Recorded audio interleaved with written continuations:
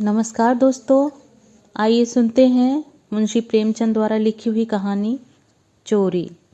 तो आइए कहानी शुरू करते हैं। हाय बचपन तेरी याद नहीं भूलती, वह कच्चा टूटा घर, वह पुलाव का बिछौना, वह नंगे बदन नंगे पांव खेतों में घूमना, आम के पेड़ों पर चढ़ना। सारी बातें आंखों के सामने फिर रही हैं। चमरौधो जूते पहनकर उस वक्त कितनी खुशी होती थी, अब फ्लेक्स के बूटों से भी नहीं होती। गरम पनुए रस में जो मज़ा था वह अब गुलाब के शरबत में भी नहीं। चबेने और कच्चे बेरों में जो रस था वह अब अंगूर और खीर मोहन में भी नहीं मिलता। मैं अपने चचेरे भाई हलदर के साथ दूसरे गांव में एक मौलवी साहब के यहाँ पढ़ने जाया करता था। मेरी उम्र 8 साल थी। हलधर वह अब स्वर्ग में निवास कर रहे हैं, मुझसे 2 साल जेठ थे। हम दोनों प्रातःकाल बासी रोटियां खा दोपहर के लिए मटर और जौ का चबेना लेकर चल देते थे। फिर तो सारा दिन अपना था। मौलवी साहब के यहाँ कोई हाजिरी का रजिस्टर तो था नहीं और न गैर हाजिरी का जुर्माना ही देना पड़ता था। फिर डर किस बात का। कभी तो थाने के सामने खड़े सिपाहियों की कवायद देखते, कभी किसी भालू या बंदर नचाने वाले मदारी के पीछे पीछे घूमने में दिन काट देते, कभी रेलवे स्टेशन की ओर निकल जाते और गाड़ियों की बहार देखते। गाड़ियों के समय का जितना ज्ञान हमको था उतना शायद टाइम टेबल को भी न था। रास्ते में शहर के एक महाजन ने एक बाग लगवाना शुरू किया था। वहाँ एक कुआं खुद रहा था। वह भी हमारे लिए एक दिलचस्प तमाशा था। बूढ़ा माली हमें अपनी झोंपड़ी में बड़े प्रेम से बैठाता था। हम उससे झगड़ झगड़ कर उसका काम करते। कहीं बाल्टी लिए पौधों को सींच रहे हैं, कहीं खुरपी से क्यारियां गोड़ रहे हैं, कहीं कैंची से बेलों की पत्तियां छांट रहे हैं। उन कामों में कितना आनंद था। माली बाल प्रकृति का पंडित था, हमसे काम लेता, पर इस तरह मानो हमारे ऊपर कोई एहसान कर रहा हो। जितना काम वह दिन भर में करता हम घंटे भर में निपटा देते। अब वह माली नहीं है, लेकिन बाग हरा भरा है। उसके पास से होकर गुजरता हूँ तो जी चाहता है उन पेड़ों के गले मिलकर रोऊं और कहूँ, प्यारे तुम मुझे भूल गए लेकिन मैं तुम्हें नहीं भूला। मेरे हृदय में तुम्हारी याद अभी तक हरी है, उतनी ही हरी जितने तुम्हारे पत्ते। निस्वार्थ प्रेम के तुम जीते जागते स्वरूप हो। कभी कभी हम हफ्तों गैर हाजिर रहते, पर मौलवी साहब से ऐसा बहाना कर देते कि उनकी बड़ी हुई त्योरियां उतर जाती। उतनी कल्पना शक्ति आज होती तो ऐसा उपन्यास लिख मारता कि लोग चकित रह जाते। अब तो यह हाल है कि बहुत सिर खपाने के बाद कोई कहानी सूझती है। खैर हमारे मौलवी साहब दर्जी थे। मौलवीगिरी केवल शौक से करते थे। हम दोनों भाई अपने गांव के कुर्मी कुम्हारों से उनकी खूब बड़ाई करते थे। यूँ कहिए कि हम मौलवी साहब के सफरी एजेंट थे। हमारे उद्योग से जब मौलवी साहब को कुछ काम मिल जाता तो हम फूले न समाते। जिस दिन कोई अच्छा बहाना न सूझता, मौलवी साहब के लिए कोई ना कोई सौगात ले जाते। कभी सेर आध सेर फलियां तोड़ ली तो कभी 10-5 ऊख, कभी जौ या गेहूं की हरी हरी बाल ले ली। उन सौगातों को देखते ही मौलवी साहब का क्रोध शांत हो जाता। जब इन चीज़ों की फसल न होती तो हम सजा से बचने का कोई और ही उपाय सोचते। मौलवी साहब को चिड़ियों का शौक था। मकतब में श्याम बुलबुल दहियल और चंडूलों के पिंजरे लटकते रहते थे। हमें सबक याद हो न हो पर चिड़ियों को याद हो जाते थे। हमारे साथ ही वे पढ़ा करती थीं। इन चिड़ियों के लिए बेसन पीसने में हम लोग खूब उत्साह दिखाते थे। मौलवी साहब सब लड़कों को पतंगे पकड़कर लाने की ताकीद करते रहते थे। इन चिड़ियों को पतंगों से विशेष रुचि थी। कभी कभी हमारी बला पतंगों के ही सिर चली जाती थी। उनका बलिदान करके हम मौलवी साहब के रौद्र रूप को प्रसन्न कर लिया करते थे।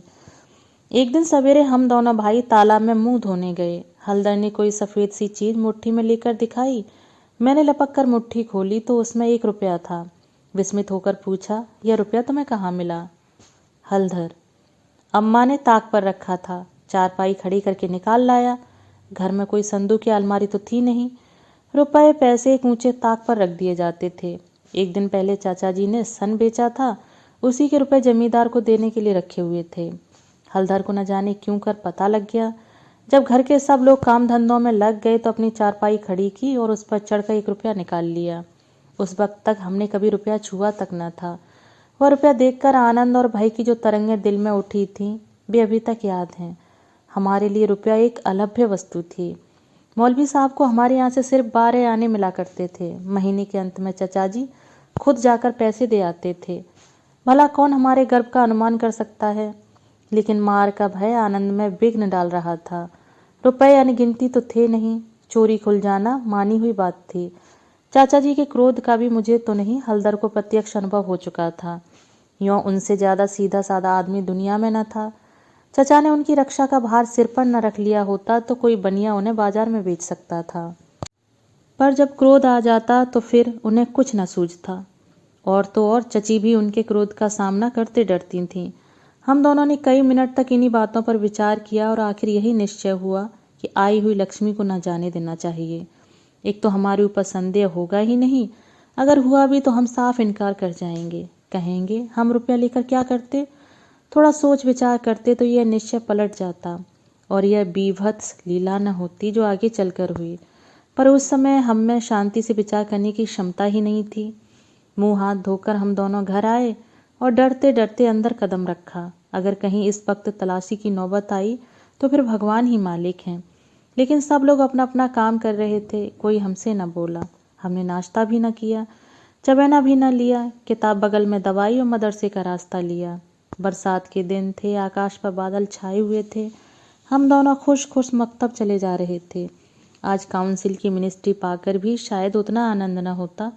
हजारों मंसूबे बांधते थे, हजारों हवाई किले बनाते थे। यह अवसर बड़े भाग्य से मिला था। जीवन में फिर शायद ही ये अवसर मिले, इसलिए रुपए को इस तरह खर्च करना चाहते थे कि ज़्यादा से ज़्यादा दिनों तक चल सके। यद्यपि उन दिनों 5 आने सेर बहुत अच्छी मिठाई मिलती थी और शायद आधा सेर मिठाई में हम दोनों अफर जाते। लेकिन यह ख्याल हुआ कि मिठाई खाएंगे तो रुपया आज ही गायब हो जाएगा। कोई सस्ती चीज़ खानी चाहिए जिसमें मज़ा भी आए, पेट भी भरे और पैसे भी कम खर्च हों। आखिर अमरूदों पर हमारी नज़र गई। हम दोनों राजी हो गए। 2 पैसे के अमरूद लिए। सस्ता समय था, बड़े बड़े 12 अमरूद मिले। हम दोनों के कुर्तों के दामन भर गए।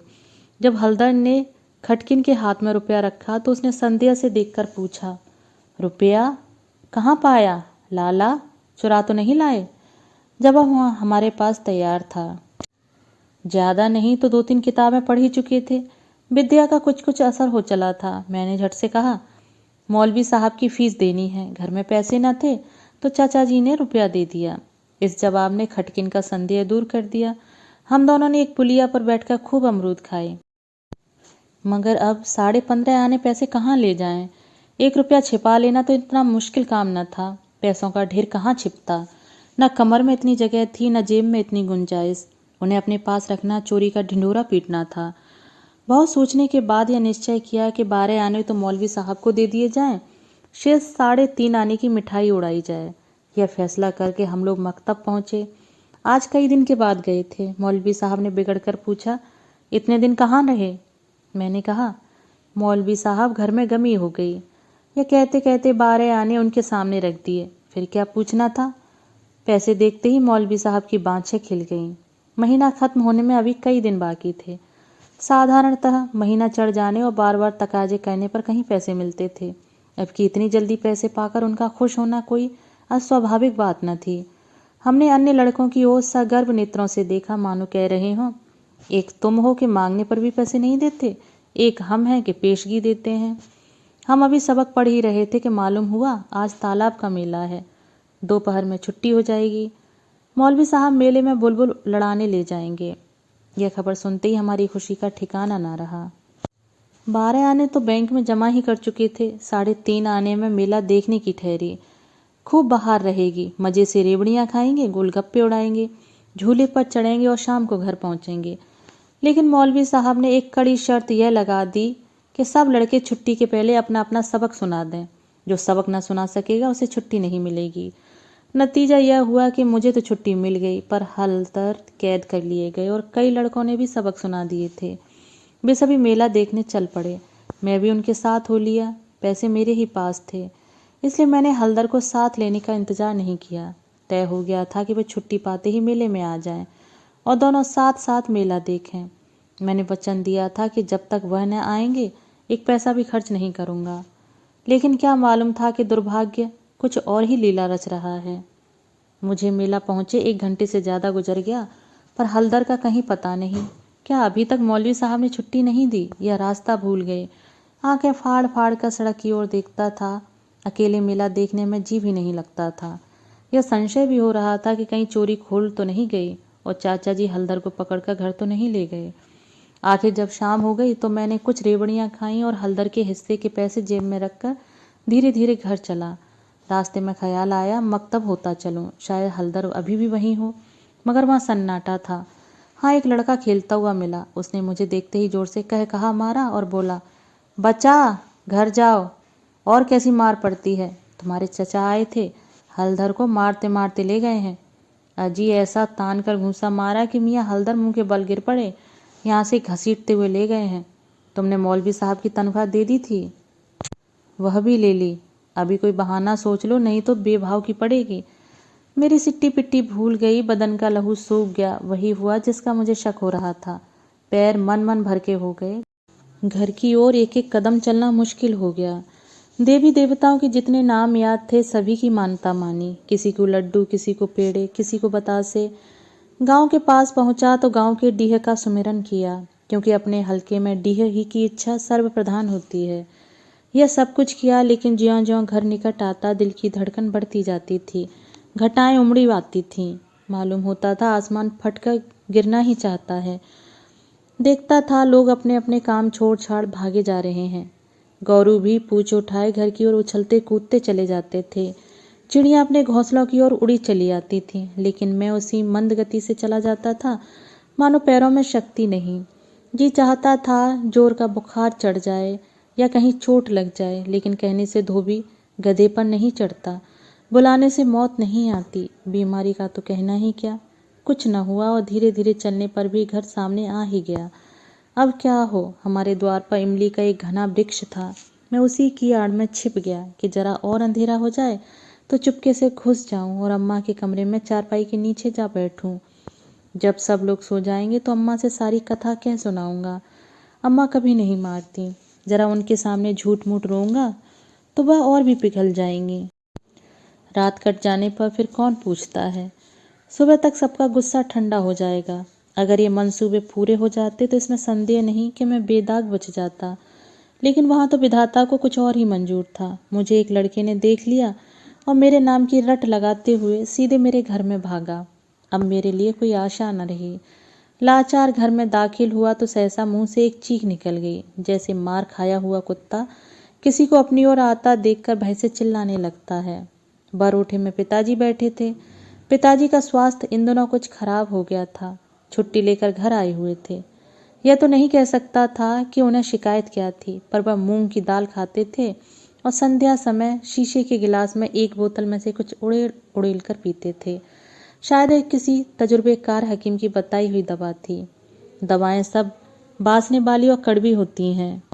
यह दवा भी बुरी ही थी, पर पिताजी न जाने क्यों इस दवा को खूब मजा ले लेकर पीते थे। हम जो दवा पीते हैं तो आंखें बंद करके एक ही घूंट में गटक जाते हैं, पर शायद इस दवा का असर धीरे धीरे पीने में ही होता हो। पिताजी के पास गांव के 2-3 और कभी कभी 4-5 और रोगी भी जमा हो जाते और घंटों दवा पीते रहते थे। मुश्किल से खाना खाने उठते थे। इस समय भी वह दवा पी रहे थे। रोगियों की मंडली जमा थी। मुझे देखते ही पिताजी ने लाल लाल आंखें करके पूछा था, कहाँ थे अब तक? मैंने दबी जबान से कहा, कहीं तो नहीं। अब चोरी की आदत सीख रहा है। बोल, तूने रुपया चुराया कि नहीं? मेरी जबान बंद हो गई। सामने नंगी तलवार नाच रही थी। शब्द भी निकालते हुए डरता था।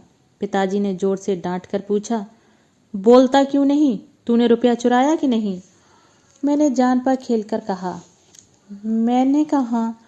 मुंह से पूरी बात भी न निकलने पाई थी कि पिताजी विकराल रूप धारण किए दांत पीसते झपट कर उठे और हाथ उठाए मेरी ओर चले। मैं जोर से चिल्लाकर रोने लगा। ऐसा चिल्लाए कि पिताजी भी सहम गए। उनका हाथ उठा ही रह गया। शायद समझे कि जब अभी से इसका यह हाल है तब तमाचा पड़ जाने पर कहीं इसकी जान ही न निकल जाए। मैंने जो देखा कि मेरी हिकमत काम कर गई तो और भी गला फाड़ फाड़ कर रोने लगा। इतने में मंडली के 2-3 आदमियों ने पिताजी को पकड़ लिया और मेरी ओर इशारा किया कि भाग जा। बच्चे ऐसे मौके पर और भी मचल जाते हैं और व्यर्थ मार खा जाते हैं। मैंने बुद्धिमानी से काम लिया, लेकिन अंदर का दृश्य इससे कहीं भयंकर था। मेरा तो खून सर्द हो गया। हलधर के दोनों हाथ एक खंभे से बंधे थे। सारी देह धूल धूसरित हो रही थी और वह अभी तक सिसक रहे थे। शायद वह आंगन भर में लौटे थे। ऐसा मालूम हुआ कि सारा गांव उनके आंसुओं से भर गया है। चची हलदर को डांट रही थी और अम्मा बैठी मसाला पीस रही थीं। सबसे पहले मुझ पर चची की निगाह पड़ी। बोली, लो वह भी आ गया। क्यों रे, रुपया तूने चुराया था कि इसने? मैंने निशंक होकर कहा, हलधर ने। अम्मा बोली, अगर उसी ने चुराया था तो तूने घर आकर किसी को कहा क्यों नहीं? अब झूठ बोले बगैर बचना मुश्किल था। मैं तो समझता हूँ कि जब आदमी को जान का खतरा हो तो झूठ बोलना क्षम्य है। हलधर मार खाने के आदी थे। 2-4 घूंसे और पड़ने से उनका कुछ न बिगड़ सकता था। मैंने मार कभी न खाई थी। मेरा तो 2 ही 4 घूंसों में काम तमाम हो जाता। फिर हलधर ने भी तो अपने को बचाने के लिए मुझे फंसाने की चेष्टा की थी, नहीं तो चची मुझसे यह क्यों पूछती? तूने रुपया चुराया, हलधर ने। किसी भी सिद्धांत से मेरा झूठ बोलना इस समय स्तुत्य नहीं तो क्षम्य जरूर था। मैंने छूटते ही कहा, हलधर कहते थे किसी से बताया तो मार ही डालूंगा। अम्मा, देखा वही बात निकली ना। मैं तो कहती थी कि बच्चे की ऐसी आदत नहीं, पैसा तो वह हाथ से छूता ही नहीं, लेकिन सब लोग मुझे को उल्लू बनाने लगे। हलधर, मैंने तुमसे कब कहा था कि बताओगे तो मारूंगा? मैं, वहीं तालाब के किनारे तो। हलधर, अम्मा बिल्कुल झूठ है। चची, झूठ नहीं सच है। झूठा तो तू है और तो सारा संसार सच्चा है। तेरा नाम निकल गया है ना। तेरा बाप नौकरी करता, बाहर से रुपए कमा लाता, 4 जने उसे भला आदमी कहते तो तू भी सच्चा होता। अब तो तू ही झूठा है। जिसके भाग में मिठाई लिखी थी उसने मिठाई खाई, तेरे भाग में तो लात खाना ही लिखा था। यह कहते हुए चची ने हलधर को खोल दिया और हाथ पकड़कर भीतर ले गई। मेरे विषय में स्नेहपूर्ण आलोचना करके अम्मा ने पासा पलट दिया था, नहीं तो अभी बेचारे पर न जाने कितनी मार पड़ती। मैंने अम्मा के पास बैठकर अपनी निर्दोषिता का राग खूब आलापा। मेरी सरल हृदया माता मुझे सत्य का अवतार समझती थी। उन्हें पूरा विश्वास हो गया कि सारा अपराध हलधर का है। एक क्षण बाद मैं गुड़ चबेना लिए कोठरी से बाहर निकला। हलधर भी उसी वक्त चिवड़ा खाते हुए बाहर निकले। हम दोनों साथ साथ बाहर आए और अपनी अपनी बीती सुनाने लगे। मेरी कथा सुखमय थी, हलधर की दुखमय, पर अंत दोनों का एक था, गुड़ और चबेना। दोस्तों, अभी आप सुन रहे थे मुंशी प्रेमचंद द्वारा लिखी हुई कहानी चोरी। दोस्तों, कहानी आपको कैसी लगी? कहानी के विषय में अपने विचार मुझे कमेंट बॉक्स में साझा जरूर कीजिएगा। धन्यवाद।